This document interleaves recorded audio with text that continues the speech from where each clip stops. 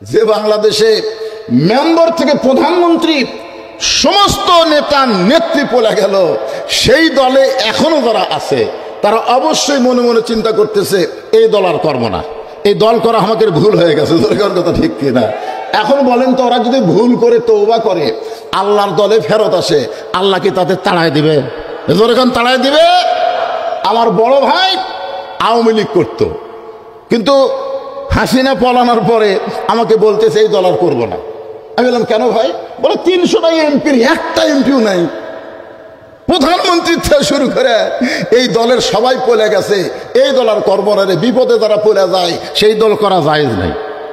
আর বড় ভাই তওবা করলো, তওবা করে দল পরিবর্তন করলো, তাহলে তওবা করার সুযোগ আছে না নাই? ইয়া আইয়ুহাল্লাযীনা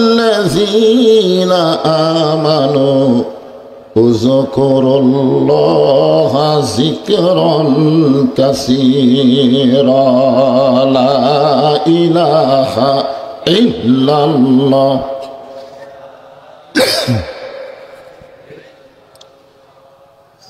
জবান খোলে আল্লাহর জিকির করতে কোনো শরম নাই, আছে?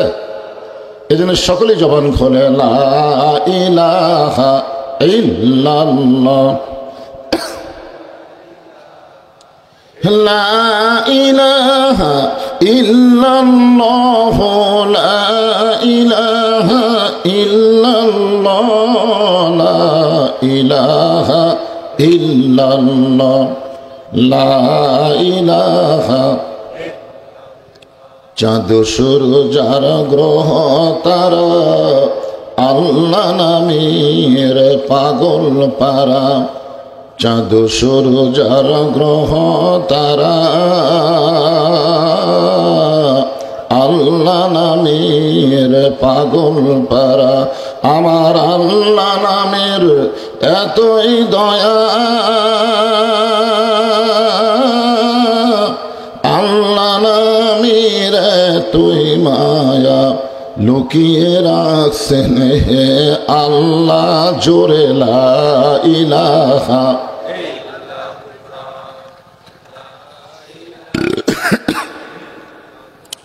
লা ইলাহা ইল্লাল্লাহু মুহাম্মাদুর রাসূলুল্লাহ। রাসূলের মহব্বতে সকলেই বলি সাল্লাল্লাহু আলাইহি ওয়াসাল্লাম। দুবাইল গোরস্তান হাফেজিয়া ও নুরানি মাদ্রাসা ময়দানে আজকের এই 2 দিন ব্যাপী ঐতিহাসিক তাফসীরুল কোরআন মাহফিলের সমাপনী রজনীতে আল্লাহ তাআলা যিনাকে মাহফিল পরিচালনার দায়িত্ব দিয়েছেন, আমি আমার অন্তরের অন্তঃস্থল থেকে শুভেচ্ছা জ্ঞাপন করছি। আজকের এই মাহফিলের সম্মানিত ওলামায়ে কেরাম, আপনাদের মাঝে মাঝে যে সমস্ত আলেম ওলামা বসে আছেন, মঞ্চে আছেন এবং আমার পরে আজকের মাহফিলের প্রধান আকর্ষণ আলোচনা করবেন আলেম ওলামা সহ আজকের মাহফিলের বক্তাগণকে অন্তরের অন্তঃস্থল থেকে আমি শুভেচ্ছা জ্ঞাপন করছি। এই মুহূর্তে আমার সামনে যারা বসে আছেন, জিনাদেরকে আল্লাহ দয়া করে, রহম করে, মেহেরবানি করে আজকের এই জান্নাতের বাগানে কবুল করেছেন, আমি আমার অন্তরের অন্তঃস্থল থেকে আপনাদের সবাইকে শুভেচ্ছা জ্ঞাপন করছি। আমার সম্মানিত মা বোনেরা, পর্দার অন্তরালে বসে বসে যারা আলোচনা শুনতেছেন, তাদেরকে শ্রদ্ধা জ্ঞাপন করে এই মুহূর্তে জানতে চাচ্ছি আপনারা সকলে কেমন আছেন। যে আল্লাহ তাআলা শারীরিক সুস্থতা দান করে, মানসিক প্রশান্তি, সুবহানাল্লাহ বলেন। গত বছর এই সময় কিন্তু আমাদের অনেকের শরীর সুস্থ ছিল, কিন্তু মানসিক প্রশান্তি ছিল না, ঠিক কিনা বলেন? মনের ভিতরে সবসময় একটা চিন্তা হতো, না জানি কি হয়, না জানি কি হয়। আজরাইল ধরার আগে পুলিশ ধরার ভয়, যেরকম, ঠিক কিনা? আপনার বলেন তো, এই বছর কি সেই মানসিক অশান্তি আছে? আল্লাহ তাআলা শরীরটাও সুস্থ রেখে মানসিক প্রশান্তি সহকারে এই জান্নাতের বাগানে আমাদের কবুল করেছেন। খুশি না বেজার? তাহলে জবান খুলে সমস্বরে সকলে বলবো রব্বানা লাকাল হামদ হামদান কাসীরান তাইয়িবান মুবারাকান ফীহি। আমরা প্রশংসা করলাম কার? কেন করলাম? এমনি এমনি? সর্বসাকুল্যে আমাদের জগৎ হলো তিনটা। জোরে বলেন কয়টা? অতীত, বর্তমান, ভবিষ্যৎ। অতীতে আমরা রুহের জগতে ছিলাম, বর্তমানে আমরা দুনিয়ার জগতে আছি, ভবিষ্যতে আমরা কোথায় যাব? কোথায়? আপনার বুঝবার পারেননি? রুহের জগতে আল্লাহ আমাদের অত্যন্ত ভালোবেসেছেন। ভালোবাসার কারণে দুনিয়ার জগতে আমাদের মুসলমানের ঘরে কবুল করেছেন। কিছুই বুঝেননি? বুঝলে অন্তত সুবহানাল্লাহ শব্দটা জোরে বলতেন। দুনিয়াতে মানুষ পাঠানোর দায়িত্ব কার? আল্লাহ যদি আমাদের হিন্দু, বৌদ্ধ, খ্রিস্টানদের ঘরে পাঠাতো, আমাদের করার কিছু ছিল? তো যে আল্লাহ ওই সকল ঘরে না পাঠায় সরাসরি মুসলমানের ঘরে কবুল করার কারণে আমরা বিশ্বাস করতে পারি রুহের জগতে আল্লাহ আমাদের অত্যন্ত ভালোবাসার কারণেই দুনিয়ার জগতে আমাদের মুসলমানের ঘরে কবুল করেছেন। আপনারা মনে করেন জান্নাতে যাবার গেলে বিনা হিসাবে 99 নাম্বার লাগবে। কয় নাম্বার? 100-র ভিতরে 99। রুহের জগতে 33, দুনিয়ার জগতে 33, আর আখিরাতের জগতের 33। তাহলে কত হলো? জোরে বলেন। আমরা কিন্তু 66 পাচ্ছি। 66 নম্বর আমরা পেয়ে গেছি। আল্লাহ আমাদের ভালোবেসে মুসলমানের ঘরে কবুল করেছেন। রুহের জগতে 33, দুনিয়ার জগতেও 33। এখন বাকি আছে 33। কত বাকি আছে? খালি 33টা নম্বর যদি আমরা পাই, বিনা হিসাবে আল্লাহ আমাদেরকে জান্নাত দিয়ে দিবে। আল্লাহ কোরআনে বলেছেন অমাই ইয়াবতাগি গায়রাল ইসলামা দীনান ফালাই ইউকবালা মিনহু। ইসলাম ছাড়া অন্য কোনো জীবন ব্যবস্থা, ধর্ম কেউ যদি গ্রহণ করে, আল্লাহ বলেছেন তা কখনোই কবুল করা হবে না। তাহলে বহু ধর্মের ভিতরে আল্লাহ আমাদের যেই ধর্মে কবুল করেছেন তার নাম কি? আরো জোরে বলেন। ইন্নাদ দীনা ইনদাল্লাহিল ইসলাম। মাশাআল্লাহ। এই জন্য আমরা আল্লাহর প্রশংসা বেশি বেশি করব যে আল্লাহ আমাদেরকে দয়া করে, রহম করে মুসলমানের ঘরে কবুল করে মুসলমান হিসাবে আমাদের পরিচয় দেওয়ার তৌফিক দিয়ে দিয়েছেন। খুশি না বেজার? তাহলে জবান খুলে বলি আলহামদুলিল্লাহ। আছেন আমার মুক্তার, আছেন আমার ব্যারিস্টার, শেষ বিচারের হাইকোর্টেতে তিনি আমায় করবেন পার। আমি পাপী রাসূল জাবিনদার। কোনো কারণে যদি আখিরাতে আমরা আটকে যাই, আটকে যাওয়া বোঝেন না? কোনো কারণে আপনি যদি ধরা পড়েন, আল্লাহ যদি আপনাকে ধরে, তাহলে আমাদের নবী সেদিন উকিল হয়ে, ব্যারিস্টার হয়ে আল্লাহর কাছে আমাদের ব্যাপারে ওকালতি করে, আমাদের সুপারিশ করে জান্নাতে পৌঁছায় দিবে। বিশ্বাস হয়? তাহলে ভাগ্য গুণে এমন একজন নবীর উম্মত আল্লাহ আমাদের কবুল করেছেন যে আখিরাতের জগতে যদি আটকেও যায়, আমাদেরকে সুপারিশ করার আছে। আছে না নাই? হ্যাঁ, মোটামুটি আমাদের ভাগ্য খুবই ভালো। হেদায়েত স্বরূপ আল্লাহ তাআলা কোরআন নামক একটা কিতাবও আমাদেরকে দিয়ে দিল। ধরে কান সুবহানাল্লাহ। এই জন্য আল্লাহ কোরআনকে লক্ষ্য করে বলেছেন অনুনাজ্জিলু মিনাল কোরআনি মা হুয়া শিফাউ ওয়া রাহমাতুল লিল কি মুমিনিন। খেয়াল করে শোনা লাগবে, সবার জন্য কোরআন নয় তো। কোরআনকে আল্লাহ শেফা স্বরূপ, রোগ মুক্তি স্বরূপ দান করেছেন কেবলমাত্র শুধুমাত্র মুমিনদের জন্য। কোরআনের প্রথমে আল্লাহ বলেছেন হুদাল্লিল মুত্তাকিন, জোরে কান হুদাল্লিল। তাহলে কি বুঝলেন? পাইকারি হারে সবাই কোরআন থেকে হেদায়েত পাবে না। কোরআনের ওয়াজ শুনবে ঠিকই, কিন্তু কোরআনকে গ্রহণ করবে না। কোরআন শোনার দিক দিয়ে 1 নম্বর ছিল আবু জেহেল। আবু জেহেলের চাইতে ভালো কোরআন কেউ শোনেনি।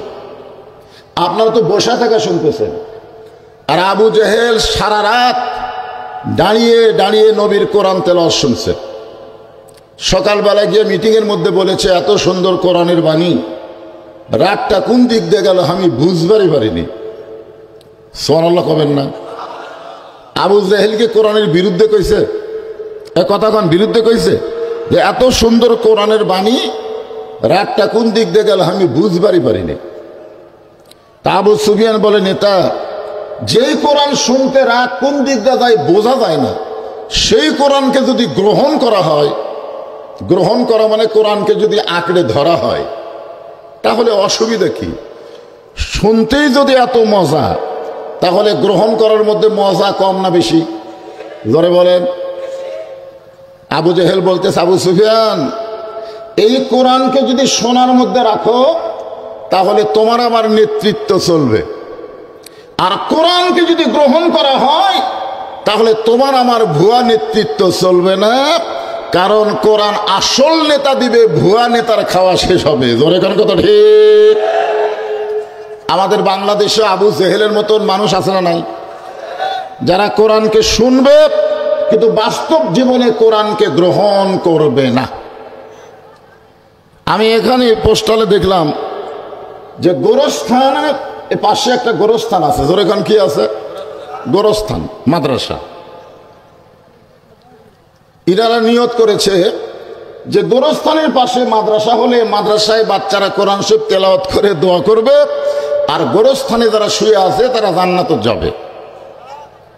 সুবহানাল্লাহ পরে কোন সব জায়গায় সুবহানাল্লাহ কওয়া হয় না তো।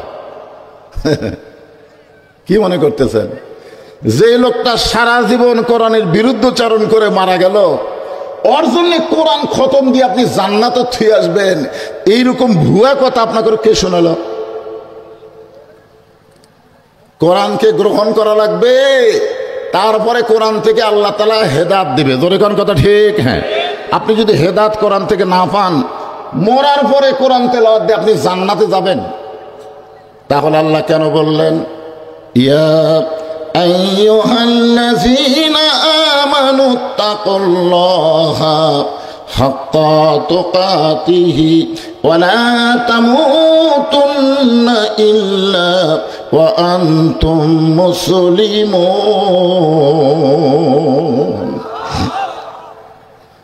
কি আল্লাহ কি বলতেছেন? মুসলমান না হয়ে মরিও না। তাহলে মুসলমান হয়ে যদি মারা যায়, তখন কোরআন তেলাওয়াত করে সওয়াব যদি কেউ বকশা দেয় তাহলে সওয়াব পাওয়া যেতে পারে।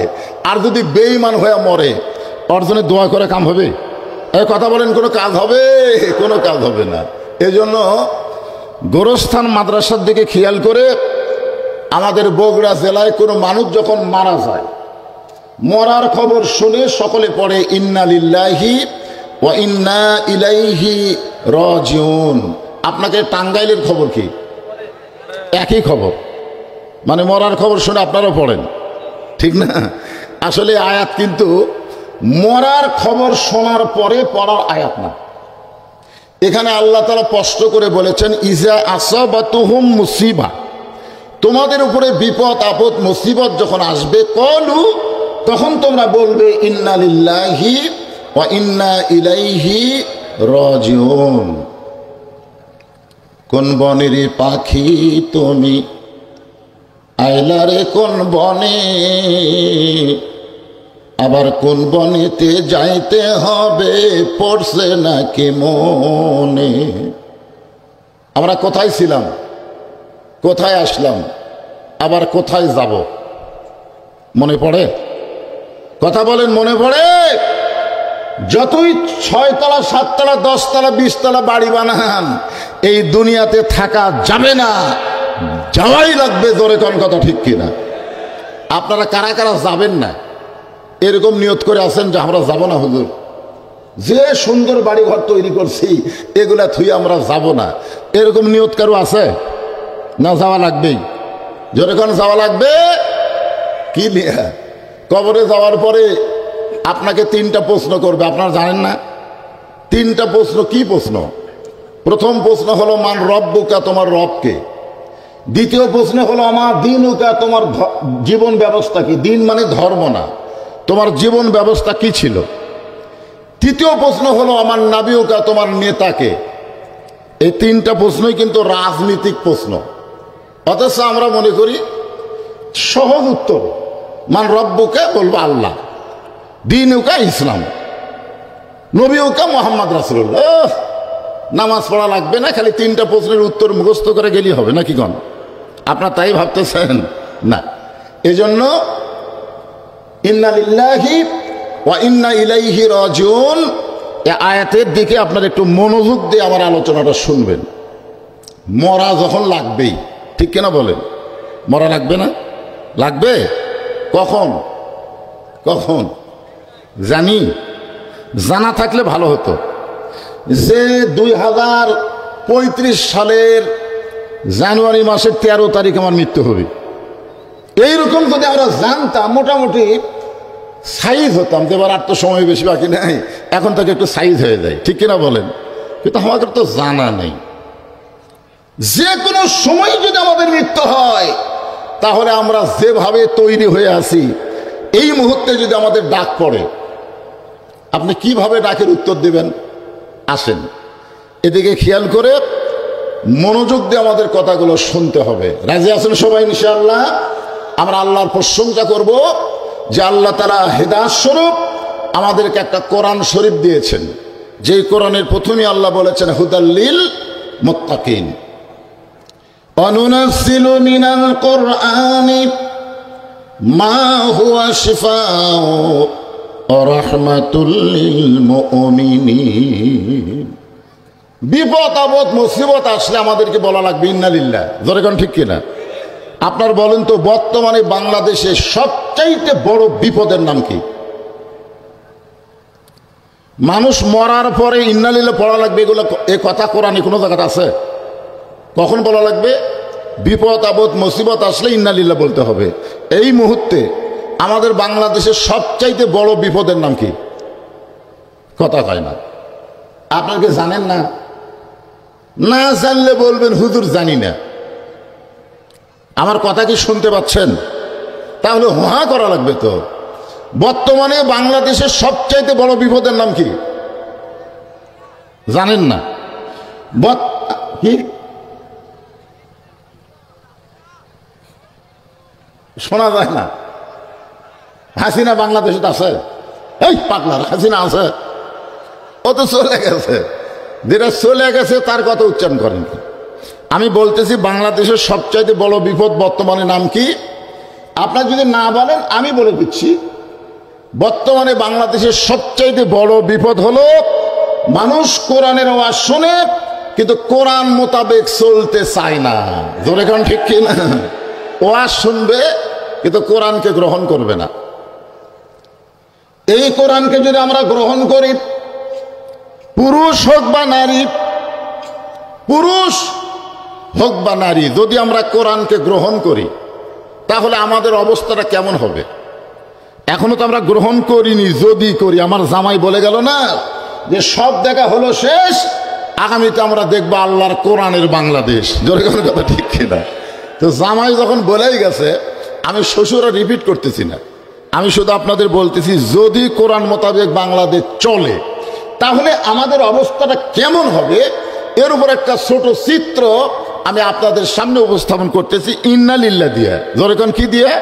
ইন্না লিল্লাহ। বাংলাদেশের মতন 96টা দেশের খলিফা ছিলেন হযরত ওমর। সোনাল বলেন, বাংলাদেশের মতন কয়টা? 96টা দেশের খলিফা ছিলেন হযরত ওমর, তিনি আল্লাহর কোরআন কেমন, এই কোরআনের পাওয়ার কত, এইটা দেখার জন্য ছদ্মবেশে মদিনার অলি গলি ঘুরতেছেন, শুধুমাত্র আল্লাহর কোরআনকে দেখার জন্য। ধরে এখন কি দেখার জন্য? আপনারা কি কোরআন দেখতে পাচ্ছেন না শুনতে পাচ্ছেন? আপনারা কি করতে পাচ্ছেন? কোন বক্তা কি ঢঙ্গে ওয়াজ করে ওয়াজ শুনবো। গতকাল মামুনুল হক কিভাবে করছে, আজকে আব্দুল বারী কিভাবে করলো, বলজিদ কিভাবে করে, রফিকুল ইসলাম মাদানী খাটো খুটো মানুষ কিভাবে ঝাঁকি মারে, এগুলো আমরা শুনবো। তাই শোনার জন্যে আল্লাহ বলেছেন সামিনা ওয়া তাআনা, খালি শুনলে হবে না, তো এটা গ্রহণ করা লাগবে। হযরত ওমর আল্লাহর কোরআনকে দেখার জন্য মদিনার অলি গলি ঘুরতেছেন। হঠাৎ হযরত ওমর দেখতে পায় বিস্তীর্ণ মরুভূমির ভিতরে একজন রাখাল উট আর দুম্বা চড়ায়। হযরত ওমর আল্লাহর কোরআনকে দেখার জন্য রাখালকে সালাম দিলেন, আসসালামু আলাইকুম রাখাল ভাই, আমার পেটে ক্ষুধা লাগছে, আমি উটের এক পেয়ালা দুধ চাই। রাখাল মুচকি মুচকি হাসে। ওমর ফারুক বলে, রাখাল আমি তোমারে সালাম দিলাম, উটের দুধ চাইলাম, তুমি আমার সালামের উত্তরও দিলা না, উটের দুধও দিচ্ছ না, তুমি মুচকি মুচকি হাসো কেন? রাখাল বলে, পথিক আমি তোমার সালামের উত্তর দিবার পারবো না, আমি তোমাকে উটের দুধও দিবার পারবো না, আগে জানতে হবে তোমার পরিচয়। আগে জানতে হবে তোমার কি, আগে পরিচয় দাও। তুমি আমার সালাম দিলে আর উটের দুধ চাইলে আর আমি তোমাকে দিব, এমন রাখাল আমি না, আগে তোমার পরিচয় দাও। ওমর ফারুক চিন্তায় পড়ে গেলেন যে আমি অর্ধ পৃথিবীর খলিফা, আল্লাহর কোরআন দেখার জন্য ছদ্মবেশ ধারণ করছি, এখন যদি আমার পরিচয় দেই তাহলে গুমুর তো ফাঁস হয়ে গেল। ওমর ফারুক এই চিন্তা যখন করতেছেন, এমন সময় আল্লাহর কোরআন বলে, ওমর রাখাল যখন তোমার পরিচয় চাইছে, তুমি আসল পরিচয় দাও। তোমার আসল পরিচয় তুমি অর্ধ পৃথিবীর খলিফা না, তোমার আসল পরিচয় তুমি ওমর না, তোমার আসল পরিচয় হলো মিল্লাতা আবিকুম ইব্রাহিম হুয়া সাম্মাকুমুল মুসলিমিন। এটা হচ্ছে আমাদের আসল পরিচয়। আসল পরিচয় হলো তোমার জাতির পিতা ইব্রাহিম, যিনি তোমাদের নাম রেখেছে মুসলমান। তাহলে এখন আমাদের আসল পরিচয় যদি দিবার চাই, আমাদের জাতির পিতার নাম কি? আরো জোরে। যারা বলবেন না তারা ভেজাল হবেন। আপনি কি মনে করতেছেন এখানে ফেরেশতা নাই? নাই, আপনার দুই কান্দে দুটো ফেরেশতা নাই? আপনি তো জবান না খুলে বোবা হয়ে আছেন, এই দুই ফেরেশতা তো বেকায়দাত পড়ে দেবে। দুই ফেরেশতা বলবে আল্লাহ কি লিখবো, ই তো জবান খোলে না। আল্লাহ কয় লেখ, বাম কান্দের ফেরেশতা লেখ। বাম কান্দের ফেরেশতাকে আল্লাহ, আমি তো কিছু শুনবার পাইনি, ওই তো মাসটা ডাবে মুখ ডাবে বসে আছে, কথা কয় না তো। আল্লাহ বলে তুই শুনবার না পারলে কি হবে, আমি আল্লাহ বুঝবার পারছি। আল্লাহু আলিমুম বিজাতিস সুদূর, ওর অন্তরের খবর। বাম কান্দে লেখ বোবা শয়তান। জোরে কান কি শয়তান? হক কথা বলার সময় যারা জবান খোলে না, এরাই হলো বোবা শয়তান। জোরে কান কথা ঠিক। আমাদের জাতির পিতার নাম কি? এটা কি আমার বাপের কথা না কোরআনের কথা? তাহলে কোরআনের কথার সাথে আপনারা একমত না দ্বিমত? তাহলে গলা ছাড়াতে বলবেন আমাদের জাতির পিতার নাম কি? আরো জোরে। মাশাআল্লাহ। হুয়া সাম্মাকুমুল মুসলিমিন, যিনি তোমাদের নাম রেখেছে মুসলমান। ওমর ফারুক বললেন, রাখাল আমার পরিচয় যখন শুনতে চাও, আমি হইলাম একজন মুসলমান। রাখাল মুচকি মুচকি হাসে। ওমর ফারুক বলে, আবার হাসতেছো কেন? বাতাস করা যাবে না। আবার হাসতেছো কেন? বলে হাসার কারণ হলো তুমি যে মুসলমান পরিচয় দিলে, আসল না নকল? ওমর ফারুক চুম করছে, কে রে? মুসলমান তো মুসলমানই, এর মধ্যে আসল নকল কি? ওমর ফারুক বলে, রাখাল মুসলমান তো মুসলমানই, এর মধ্যে আসল নকল কি? রাখাল বলতেছে, আসল মুসলমান যারা হবে তারা চাওয়ার ব্যাপারে সতর্ক থাকবে, দরকার হলে ফাঁসির মঞ্চে যাবে, কিন্তু আসল মুসলমান রাষ্ট্রপতির কাছে বাঁচার দরখাস্ত লিখবে না। কথা ঠিক না? এরকম মুসলমান বাংলাদেশে ছিল কি ছিল না? উকিল বলতেছে স্যার যে কোনো সময় আপনার ফাঁসি হতে পারে, আপনি যদি রাষ্ট্রপতির কাছে দরখাস্ত লেখেন আর রাষ্ট্রপতি দয়া করে যদি আপনাকে মাফ করে দেয় তাহলে আপনার ফাঁসি কার্যকর হবে না। আসামি মুচকি মুচকি হাসে।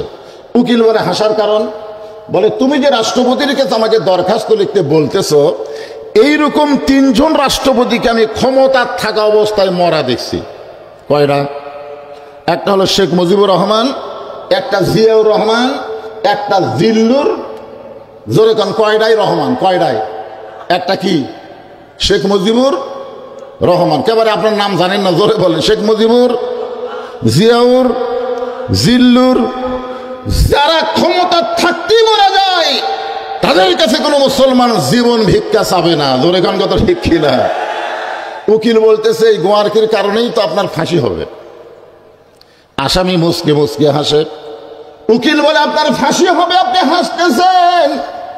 আসামি বলে উকিল আমার ফাঁসি হবে কিন্তু আমার মৃত্যু হবে না। উকিল চমকটা বলে ফাঁসি হবে মৃত্যু হবে না, এইটা আবার কার কথা? ওয়ালা তাকুলু লিমান ইউকতালু ফি সাবিলিল্লাহি আমওয়াতুন বাল আহইয়াউ ওয়ালাকিন লা তাশউরুন। তুমি যদি আসল মুসলমান হও তুমি দুধ চাইছো কার কাছে? সঙ্গে সঙ্গে হযরত ওমর চোখ দিয়ে দর দর করে পানি পড়তেছে। আল্লাহ তোমার কোরআন দিয়ে যখন রাষ্ট্র চলবে, ওমর যদি ভুল করে একটা রাখাল পর্যন্ত সেই ভুল ধরতে পারবে। আপনার বলেন তো বাংলাদেশে মসজিদের ভিতরে আল্লাহর আইন চালু আছে না নাই? জোরে করে আছে না নাই? আছে। ইমাম সাহেব যদি আসরের 2 রাকাতেও বসে আবার 3 রাকাতেও বসে, এমন সময় এক অটো ভ্যান চালক আল্লাহু আকবার লোকমা দেয়, এই মনে করে যদি ইমাম বসাই থাকে, আপনারা বলেন তো মুসল্লি ইমামের পক্ষে হবে না ভ্যানালার পক্ষে হবে? কেন হবে? কারণ মসজিদ তোর বাপের না যে তুই ইচ্ছা মতো নামাজ পড়াবি। নবীর তরিকা মোতাবেক যদি নামাজ পড়াও তোমাকে ইমাম মানব, যদি না পড়াও লোকমা দিব, লোকমা গ্রহণ না করলে তোমাকে নেতা পরিবর্তন করে নতুন আর একটা নেতা আমরা নিয়োগ দিব। এখন কথা ঠিক। আপনারা মসজিদের মধ্যে নেতাকে যে হারে সাইজ করেন, সমাজের মধ্যে যদি একই নিয়ম থাকতো, মসজিদ যেমন সুন্দর বাহিরের বাংলাদেশটাও তেমন সুন্দর হয়ে যেত। ধরে ঘর কথা ঠিক কিনা? ওমর ফারুক চোখের পানি বের করে বলে, রাখাল ভাই যাওয়ার ব্যাপার আমার ভুল হয়ে গেছে। রাখাল বলতে যে ভুলটা যখন স্বীকার করলা তাহলে আল্লাহ তোমাকে তওবা করার সুযোগ দিয়েছে। ভুল যদি স্বীকার করা হয় তওবা করার সুযোগ আছে না নাই? যে বাংলাদেশে মেম্বার থেকে প্রধানমন্ত্রী সমস্ত নেতা নেত্রী পলে গেল, সেই দলে এখনো যারা আছে তারা অবশ্যই মনে মনে চিন্তা করতেছে এই দল আর করব না, এই দল করা আমাদের ভুল হয়ে গেছে। কথা ঠিক কিনা? এখন বলেন তো ওরা যদি ভুল করে তওবা করে আল্লাহর দলে ফেরত আসে, আল্লাহ কি তাদের তাড়ায় দিবে? এখন তাড়ায় দিবে? আমার বড় ভাই আওয়ামী লীগ করতো, কিন্তু হাসিনা পলানোর পরে আমাকে বলতেছে এই দল আর করবো না। আমি বললাম কেন ভাই? বলে 300টা এমপির একটা এমপিও নাই।